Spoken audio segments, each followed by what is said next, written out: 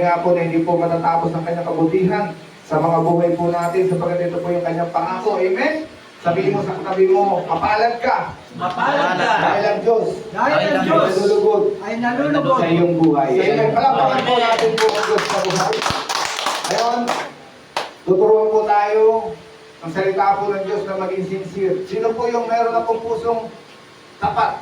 Amen. Amen. Kaya nga po pinata ko yung pusong dalisay sapagkat nais po ng Diyos na ang bawat isa po sa atin ay maging tapat sa lahat po ng pinagagawa po ng Diyos sa ating mga buhay. At sabi nga po dito, ang sincerity ay tunay nga po na nagkakaroon po ng sinseridad at ang katangian ng pagiging tapat at walang halong pagkukunwari ay nagpapahayag ng katotohanan na nararamdaman o iniisip ng ating buong pagkatao.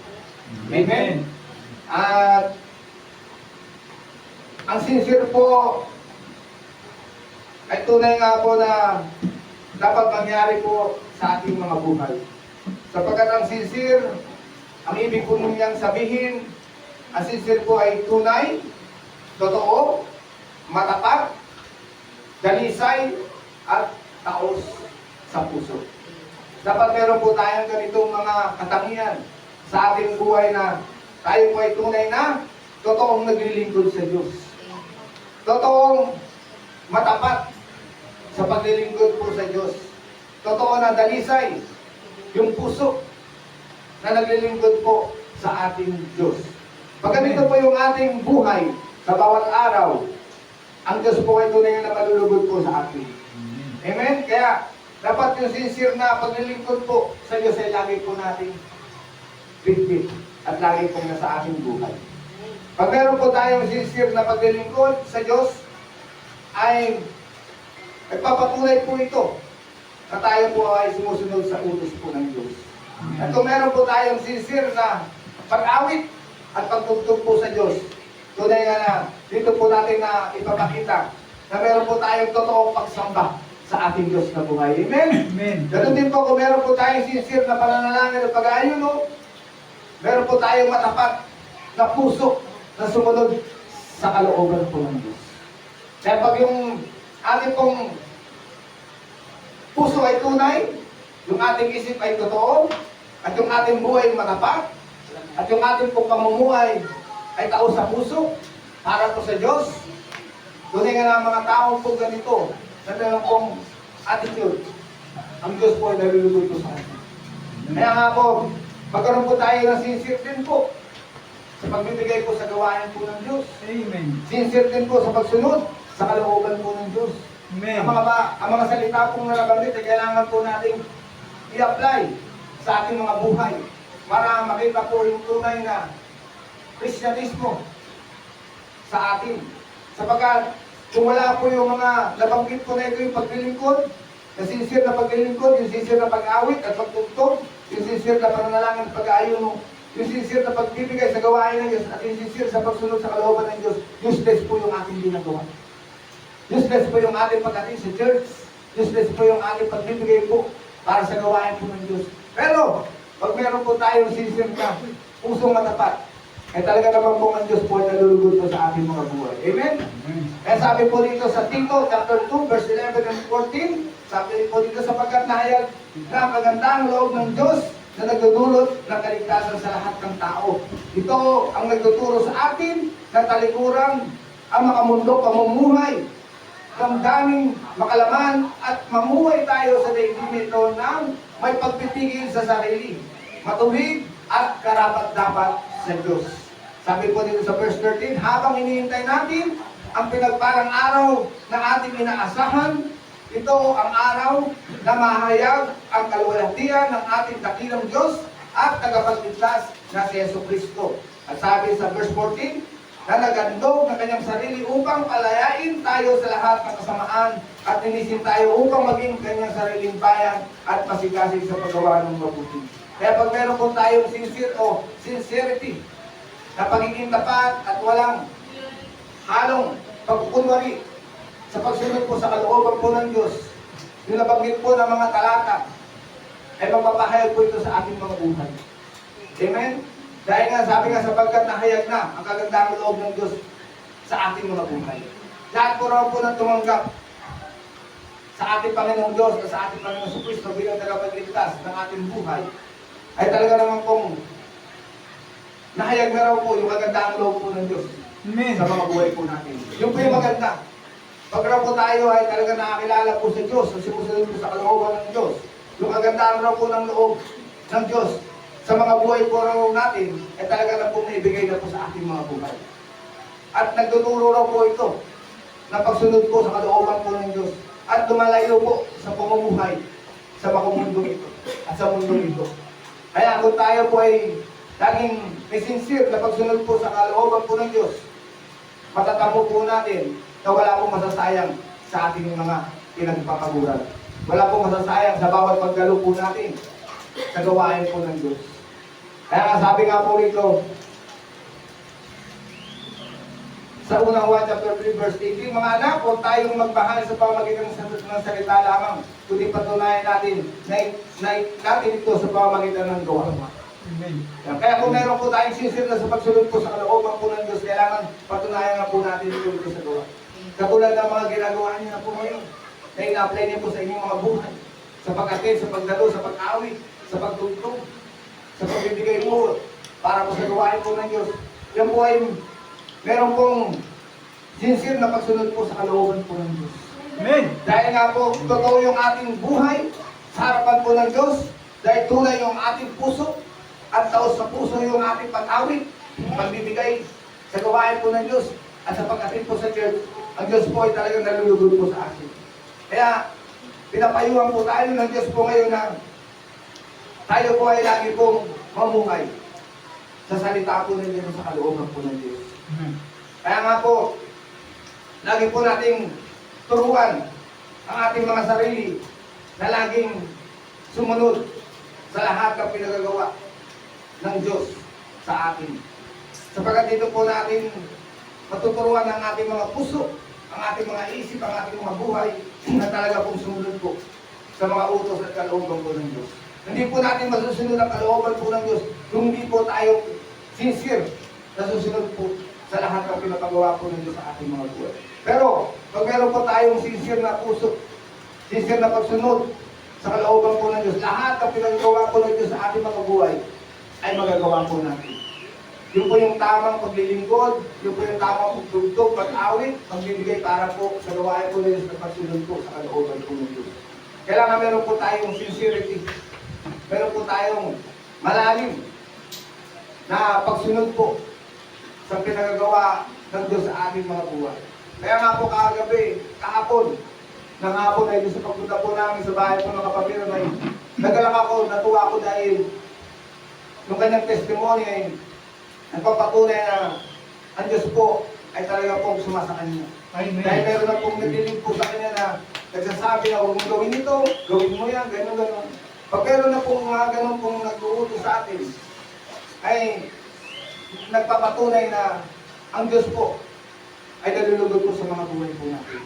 Kaya pag meron na po tayo mga conviction sa ating mga buhay, sa ating mga pusong isip, ibig sabihin po noon, naabot na po natin yung pagsunod sa kalooban po natin. Ang gagawin na lang po natin po doon, patuloy na sundin yung nagsasalita, patuloy na sundin yung conviction na yon na naririnig po natin at sundin natin yung kanyang pinag-utos. Pag ginawa po natin po yun, doon po napapatunayan natin na meron na po tayong sincerity, na meron na po tayong pagsunod sa kalooban po ng Diyos. At lagi po natin tatandaan na hindi po natin malalakaran ang will ng Lord kundi po tayo sumusunod. Amen? Never natin malakaran ang utos at pinagawa po ng Diyos sa atin kung hindi po tayo tapat ng naglilingkod at sumusunod po dito. Pero dahil meron po tayong puso na tapat at pusong dalisay sa pagsunod po sa kalooban po ng Diyos, masusunod po natin at malalakaran po natin ang lahat po ng pinapagawa po ng Diyos sa mga buhay po natin. Tandaan niyo po, hinirap po tayo ng Diyos, pinili po tayo ng Diyos para po siya paglingkuran. Amen? Yun lang po yung dapat po natin gawin.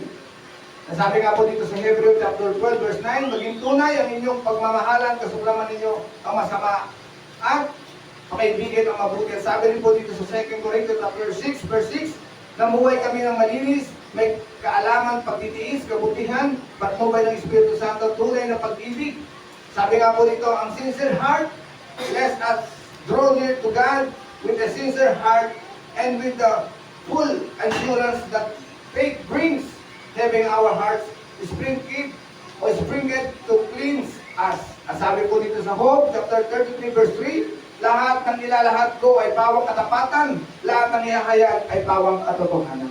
Yun dapat yung lagi po natin maging buhay. Yung ilalahat daw po natin, yung sasabihin daw po natin, yung gagawin daw po natin, ay lagi pong may katapatan. At yung ating pong mga pamumuhay, lalo na po sa harapan po ng Diyos, ay makatotohanan. Pag ganun po yung buhay po natin sa bawat araw, ang Diyos po ay talagang malulugod po sa atin.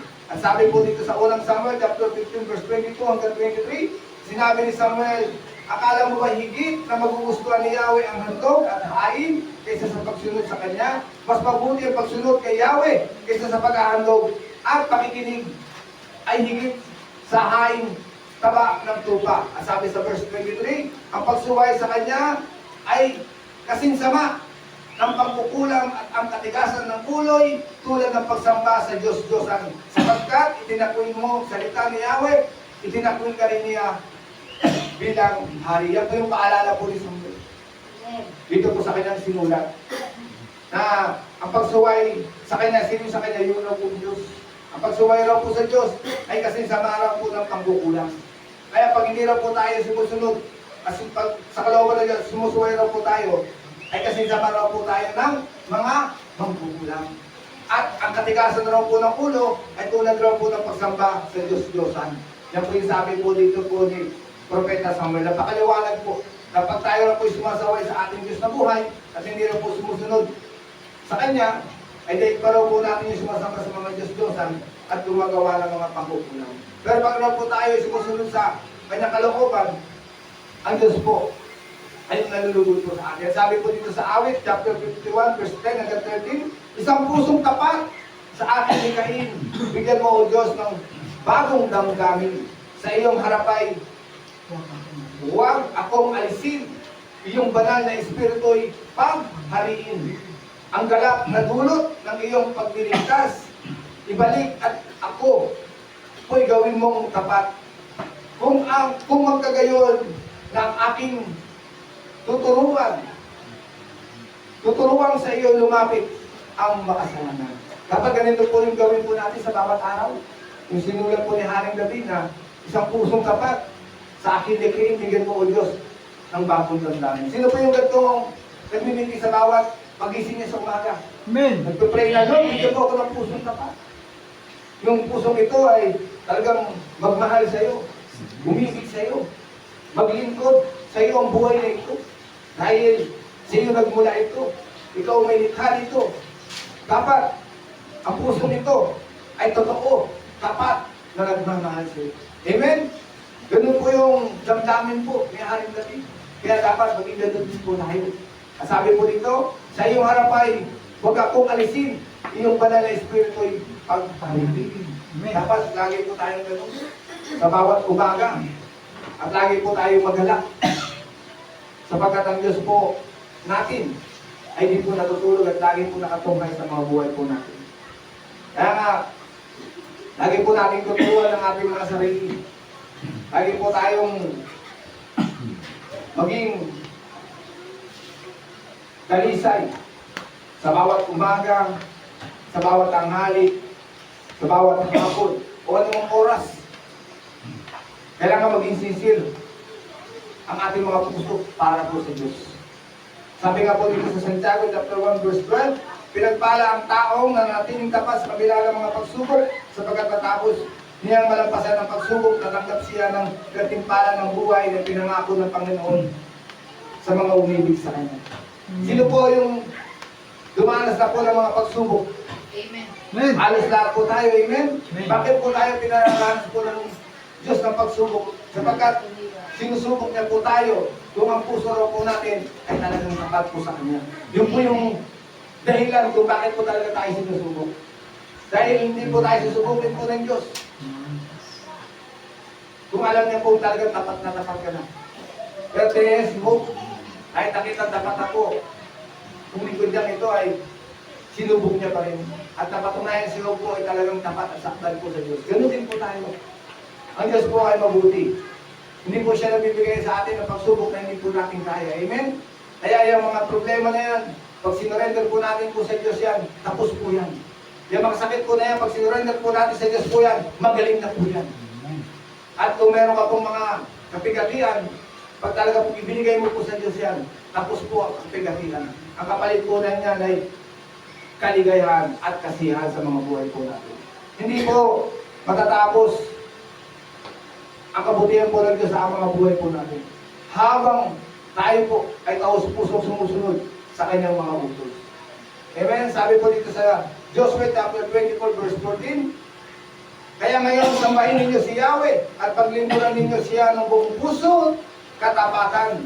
Alisin ninyo ang mga Diyos-Diyosang dating sinasamba ng inyong mga ninuno sa Mesopotamia at sa Ehipto. Si Yahweh lamang ang inyong paglilingkuran. Yan po yung bilin po sa ating mga buhay na wala po tayo ibang paglilingkuran.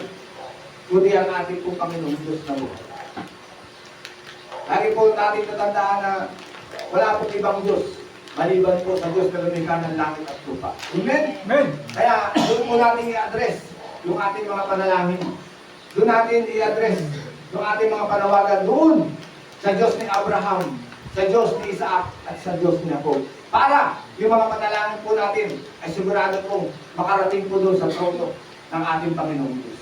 At pag nakarating po yung ating panalangin sa trono po ng Diyos, sigurado answer prayer po yung pinag-pray po natin. Amen. Amen? Amen. Kaya nga po, nagalak ako kahapon eh.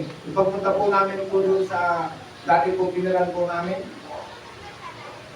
Dahil yung pinag-pray po na namin na bata po rin eh, tinanong po nung isang po nating kapatiran kung okay na po yung kanyang apo. Ang sagot po sa amin, magaling na. Amen! Sabi ko, Lord, salamat po. Dahil sa kabutihan mo, yung bata po ito pinagaling mo. Kaya nga po, wala pong sayang po yung sa bawat paghahayo po na natin, sa bawat pagpunta po natin sa mga tao po para sabihin yung magandang balita at yung mabuting balita. Huwag po tayo magsawa na mag-support po sa gawain po na Diyos sa mga lingkod po ng Diyos. Lagi po natin tatandaan, ang bawat pagbibigay po natin ng suporta sa mga ngaral na Diyos, sa mga lingkod po ng Diyos, yan po ay nagpapakita ng katapatan po natin sa pagsunod po sa kalooban po ng Diyos. Amen! Kaya sabi po dito sa Pilipos chapter 2 verse 14 and 15, gawin ninyo ang lahat ng bagay ng walang reklamo at pagtatalo upang kayo maging mga ulirang anak ng Diyos, patuwid at walang kapintasan sa gitna ng sanlibutan, buluktot at masama. Sa gayon, magsisilbi kayong mga ilaw sa kanila tulad ng mga bituing na diningning sa kalangitan. Yan po yung tayo po. Yan po sa Pablo sa matagal Pilipos na, pag raw po tayo naglilingkod, huwag raw po tayo magreklamo, pag raw po tayo pinapatugtog ng gitara, huwag raw po tayo magreklamo ng drums o anumang instrumento o instrumental na ginagamit po para po sa gawain po ng Diyos o sa pag-akoy. Huwag raw po tayo magreklamo. Lalo kung inatasan kang manalangin, magayuno para po sa pagsunod sa kalooban po ng Diyos. Yan po yung sabi po ni Apostol Pablo sa mga Pilipos na gawin ninyo ang lahat ng bagay na walang reklamo at pagtatalo. Kung gusto raw po natin sundin yung kalooban po ng ating Panginoong Diyos, na kailangan raw po yung gawain na ibinibigay sa atin at tinaatang raw po sa atin, ay sincere raw po natin itong tanggapin. At huwag raw po tayo magreklamo, at huwag raw po tayo makipagtalo. Dapat lagi raw po natin sundin